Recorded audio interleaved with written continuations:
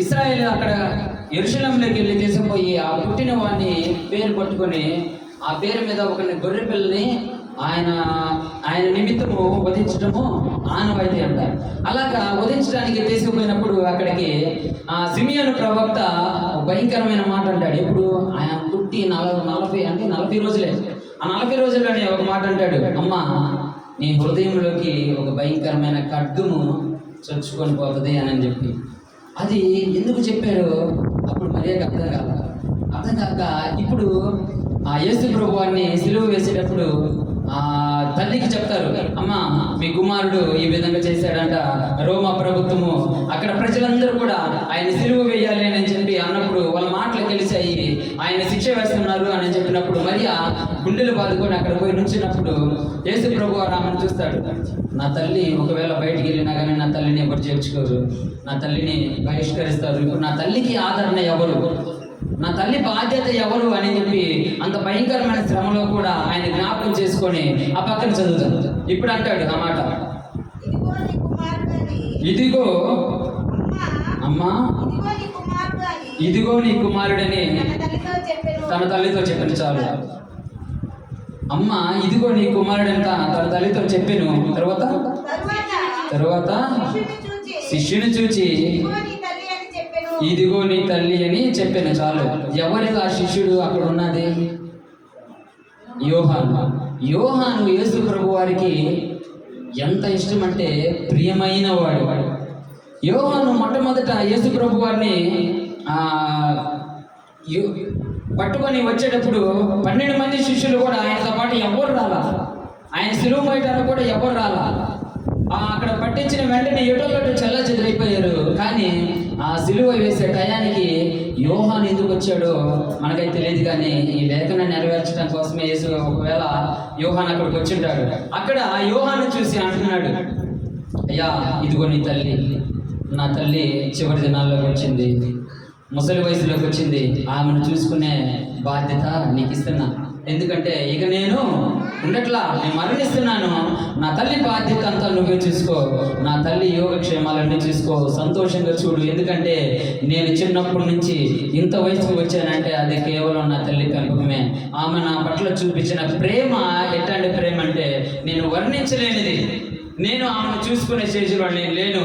యోహాను ఒకసారి నా తల్లిని చూసుకోయ్యా అన్నప్పుడు యోహాను ఎంత మంచి మాట అన్నాడు. తర్వాత అంటాడు, ఆ గడియ నుండి ఆ శిష్యుడు తన ఇంట చేర్చుకున్నాడంట. ఇంకోళ్ళు అయితే ఆలోచిస్తారు, మనము ఒక కేసుకి ఒక వ్యక్తి పోయాడంటే వాళ్ళ తల్లిదండ్రులు మనం ఏ విధంగా చూస్తామంటే నిజంగా ఆ కుటుంబం కూడా అట్లాంటిది, ఎందుకు వాళ్ళు మనం రప్పించుకోవడం, మనకు కూడా భయంకరమైన శోధన వేదనలు వస్తాయని చెప్పి. కానీ అక్కడ యోహాను అదేమీ ఆలోచించాల, తన తండ్రి చిత్తంను నెరవేర్చాలి, తన తండ్రి చెప్పిన ప్రతి మాటను కూడా నేను వినాలని చెప్పి తల్లి బాధ్యతను తీసుకొని అక్కడి నుంచి అక్కడ వెళ్ళిపోతూ ఉంటాడు. అక్కడ మనము ఇక్కడ గమనించాల్సింది ఏంటంటే యేసు ప్రభు వారు కూడా ఎంత భయంకరమైన శోధనలో, వేదనలో, బాధలో ఉండి కూడా మొదట యేసు ప్రభు వారు చెప్పింది ప్రతిదీ కూడా ఆయన తండ్రి చెప్పింది చిత్తాన్ని నెరవేర్చాడు. రెండోది తల్లి బాధ్యతను కూడా పక్కన వాళ్ళకి అప్పగించి చివరి దినాలలో ఆ తల్లి బాధ్యత కూడా నెరవేర్చాడు. ఆమె మీద ఉన్న ప్రేమను కూడా బయటకు చూపించి నెరవేర్చాడు. ఆ రోమ ప్రభుత్వం శిక్ష విధించినప్పుడు కూడా వేదన పడుతూ కూడా తల్లిని జ్ఞాపకం చేసుకొని తన శిష్యునికి అప్పగించి అప్పుడు సంతోషంగా ఉండుంటాడేమో బహుశా. ఒకవేళ నేను లేకపోయినా కానీ నా తల్లిని చూసుకోవడానికి మంచి శిష్యుడు దొరికాడు. 12 మందిలో కూడా ప్రియమైన శిష్యుడు దొరికాడు. నేను లేకపోయినా కానీ ఆమె యోగక్షేమాలు మొత్తం చూసుకుంటాడు అని చెప్పి ఆయన సంతోషపడి ఉంటాడు. అలాంటి మంచి మనసు కూడా యోహానుకు కలిగిన మంచి మనసు కూడా మనందరం కలిగి ఉండాలి. యోహాను కలిగిన మనిషే కాదు, యేసేపు కలిగిన మంచి మనసు కూడా మనము కలిగి ఉండాలి. ఒకసారి సందర్భం అక్కడ అంటాడు కూడా, నీవు నీ తల్లిని తండ్రిని సన్మానించుము అని అంటాడు. బైబిల్ వాక్యంలో ఒక సందర్భంలో అంటాడు, నీ తల్లిని తండ్రిని సన్మానించు. ఎందుకు సన్మానించాలి నువ్వు? తర్వాత అంటాడు, ఎందుకని నీవు దీర్ఘాయుషువంతులు ఉన్నట్లు నీ తల్లిని తండ్రిని సన్మానించయ్యా. చాలు, ఆ మాట చాలు. ఆ మాట ఆయన మనకు మాదిరిగా ఉంచిపోయాడు. అదే విధంగా మనము ఈ లోకంలో జీవిస్తున్న మనము కూడా ఏదో యేసు ప్రభు వారు సిలువలో పలికాడు, 7 మాటలు పలికాడు, అయిపోయింది అన్నట్టు కాకుండా ఈ దినాన మనకి ఒక మాదిరిగా ఆయన ఉండి వెళ్ళిపోయాడు. మనకు మాదిరి నిజంగా ఆయన మాటలు చెప్పి వెళ్ళాల. ఈ లోకంలో ఎవరైనా కానీ మాటలు చెప్తారు, దాన్ని నెరవేర్చిన ఒక 10% నెరవేరుస్తారేమో. ఆయన చెప్పిన ప్రతి మాటను కూడా నెరవేర్చి వెళ్ళిపోయాడు. అందుకనే యేసు ప్రభు వారిని మనము ఈ లోకంలో మాదిరిగా తీసుకోవాలి. ఇంతకాలము మనము ఎట్లాగో బతికేమన్నది కాదు, కానీ ఇక మీదటి నుంచి అయినా కానీ మన తల్లిదండ్రుల పట్ల, మన కుటుంబం పట్ల ఒక బాధ్యత. వాళ్ళు ఎంత చేసినా కానీ మనము, అది మన రక్త సంబంధము, మనము ఎన్నటికీ వేడకూడదు.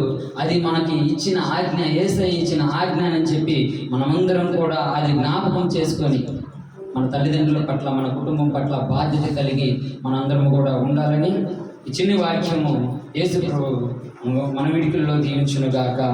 ఆమేన్.